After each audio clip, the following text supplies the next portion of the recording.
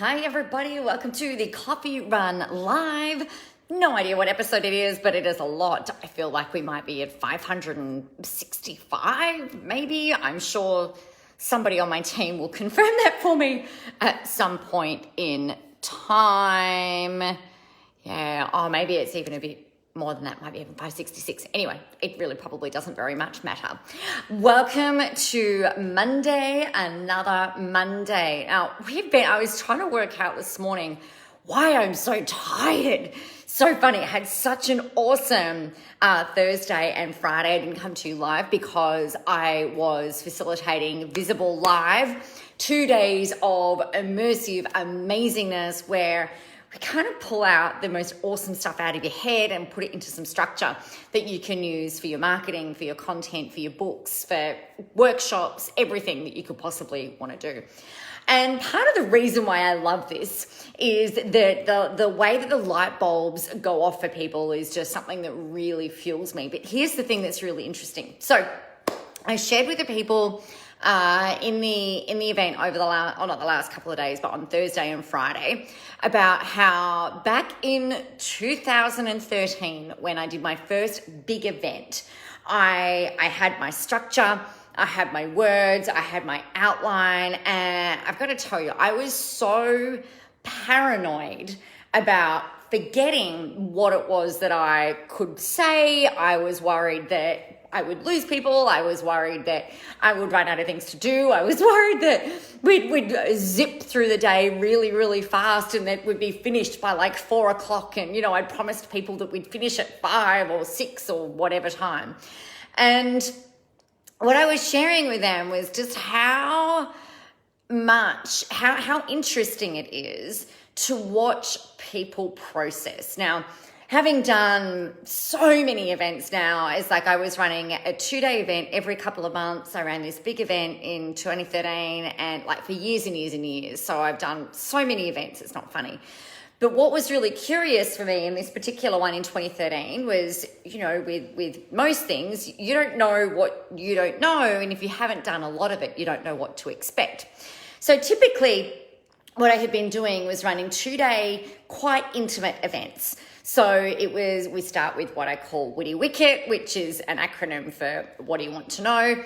And we would we'd work on whatever it was that was necessary for people to learn, right? So if you needed to learn how to tweak your ads, or if you needed to work out what it was that you were going to create for free as a lead magnet, or if you had money blocks, or if you had stuff coming up, then there were so many things that were, that were helpful and awesome, but that's a very different style of running an event. It's a bit like what we're doing at the Hot Seat in a couple of weeks' time on the Gold Coast, hoping that the Gold Coast doesn't go into lockdown in the way that poor Brisbane has. I hope for any of you who are in Brisbane, I hope you are taking care. My parents are up that way, so I'm really hoping that they're not going to be impacted. But what would happen was at Spy School, it was a very different story. Now, one of my motivators for this, like if you've ever wanted to run an event, run a course or anything like that, this will help you. This will make sense. So one of the things that I really wanted to do with running events and it's actually the same even today, it's like I don't ever want people to feel like they have been or they are being manipulated or convinced or short-sold almost, I guess, in terms of the outcomes that I think people should get from an event. So the last 2 days at Visible Live, for instance, my big promise, and it was actually the same at Spy School back in 2013 as well, the big promise was that they will walk away with either a signature program outlined, their marketing content outlined for the next 12 to 18 months, probably longer, that they would have their unique positioning nailed, that they knew exactly how to stay on message, how to really nail and work on that niche, but not only how to do all of this, actually do this in the room.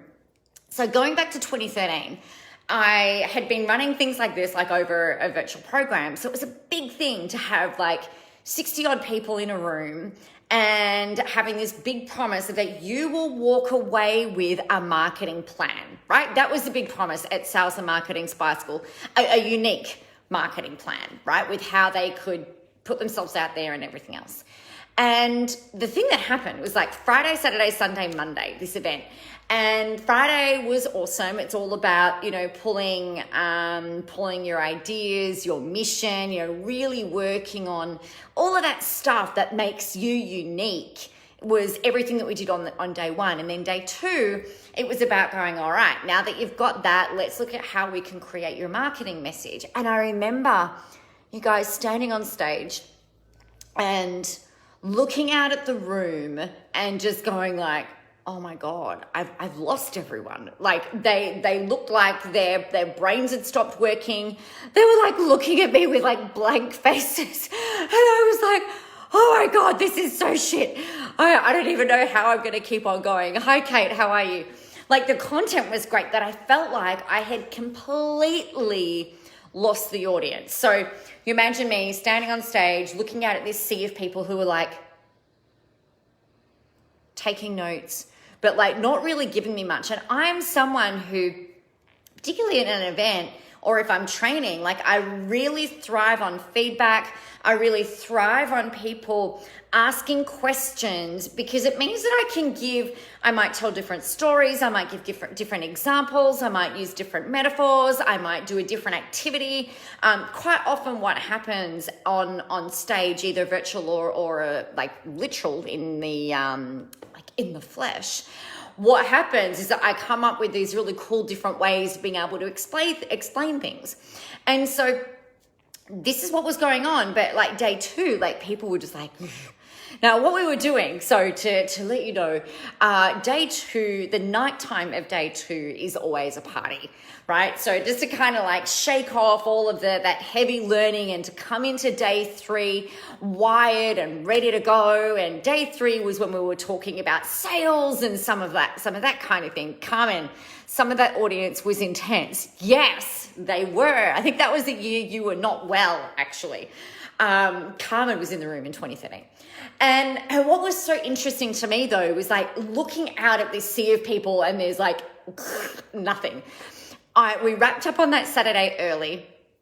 And I remember going back to the hotel room and it was in a conference room in a hotel, and I employed both of my parents at the time, and I actually had my bestie, Jo Muirhead, who some of you know, and her husband both crewing for me. So I had my support team there. I was in the room and I was devastated. I was crying. I was like, I don't want to go to this party. They all hate me. This fucking sucks. I don't want to do this anymore. What made me think that I could even do this? I've lost them. No one's going to come back on Sunday. It was such an interesting time because I hadn't refined my process of putting on these, larger scale events compared to maybe, half a dozen to perhaps a dozen in a room of people who had already worked with me. So this big room was a mix of people who'd been through different programs with me or people who were brand new to me. And I had a lot of pressure. I'd put a lot of pressure on myself. Good morning, Robin. How are you? Oh, good afternoon. Happy Sunday. Put a lot of pressure on myself to make sure that I was delivering what I had promised, right? As, we do. But I was like, I do not want to have people running to the back of the room. I am not selling from stage.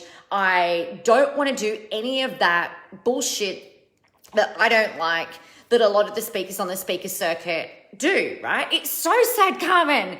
It was devastating. I was like, I don't even want to go to the party. I can't face these people. What if they tell me they hate me? What if nobody comes? It was the worst. It was just the worst thing ever. I felt like my heart was broken. And you know what it's like when you're doing events or trainings. Like I know that you guys would be the same. It's like you give everything, right? You give absolutely everything. And I felt like I was giving everything and then more. And so being devastated in this room, I'm like, fuck this, I've got to go. And I remember my mum saying, look, you have to go to the party. I'm like, I don't want to go to the party. You have to go to the party. I'm like, oh, I don't want to. But what we did, she said, look, go to the party. You only have to be there for an hour. Like, it's your party. You have to go, right? I'm like, eh. And so we went to the party. And we've got there, and like, imagine like the red carpet leading into the decked out conference room that looked fantastic, and the band was playing, and they had the amazing bar over to the side, and the dance floor was set up, and we've walked on in, and like, we had photos at the top of the red carpet. Everybody looked amazing. It was like a glitz and glamour theme, I think. I remember being in my black dress and very fabulous Louboutins, like purpley, kind of sparkly with a bit of leopard print through it, you know, because you can never have enough leopard print, right? And like, I had photos with everybody in front of my Spice Girl banner, and it was the greatest. But then, and I think, Carmen, I reckon you came, was that the year that you dressed, it's like Audrey, I think maybe like Audrey Hepburn.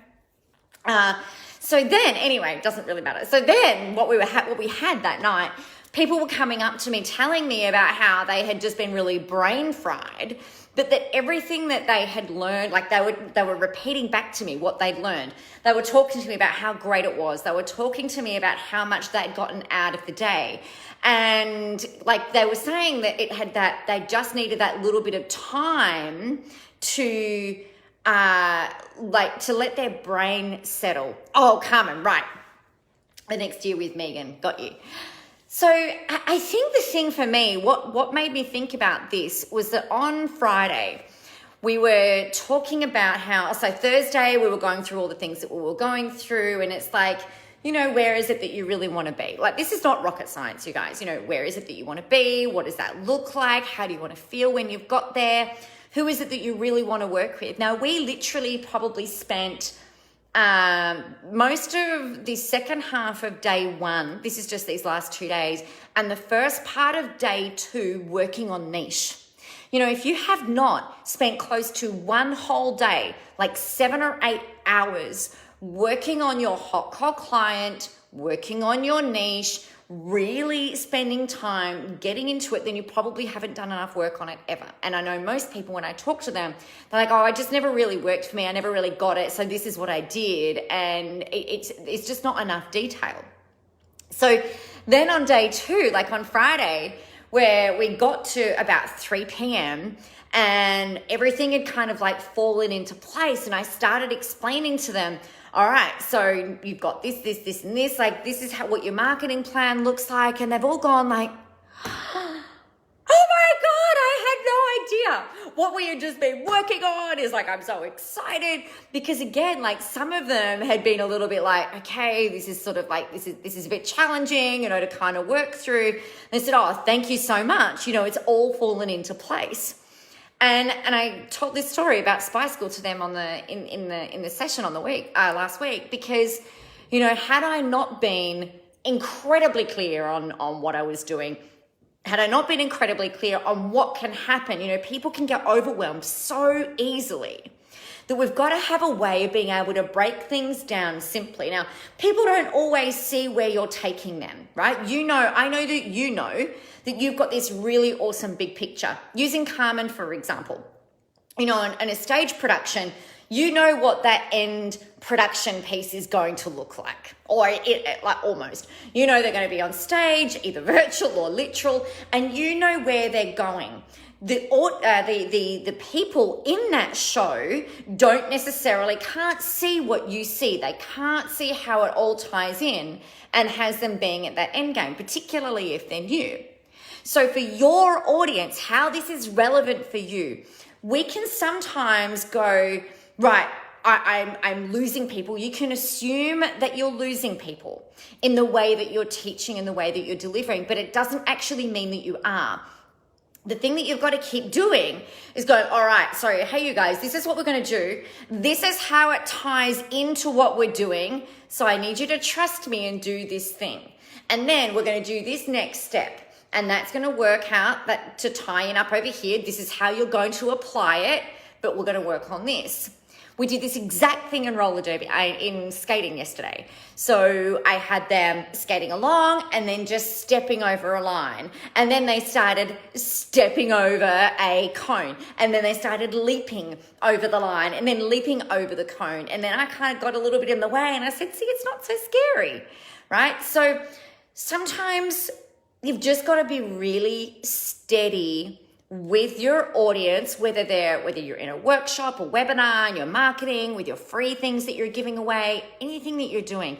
Explain to them that this is a step-by-step process that they need to take in order to get this thing, that they can't not do this. Like, they have to do this thing here, because otherwise, when you try and get up to this next phase, if you haven't got really strong foundations, everything comes crashing down and then nothing works and then they feel like crap. You feel like you lost them, and you probably did. So just make sure that you're letting people understand where you're going through, that you're taking them through a process, and that absolutely they can trust the process. Exactly, Carmen. So on that note, I am going to love you and leave you and set you free to go get about your week. Have an awesome day. Get out there, go help some people, have a whole ton of fun doing it. Most of all, remember the world is ready for your brand of awesome, and you freaking rock. You already have more than enough stuff inside your brain to get out there and help the people that you really want to be able to help. You've just got to get out there and do it. All right. Have a kick-ass day. And if I don't talk to you beforehand, I will see you tomorrow. Bye.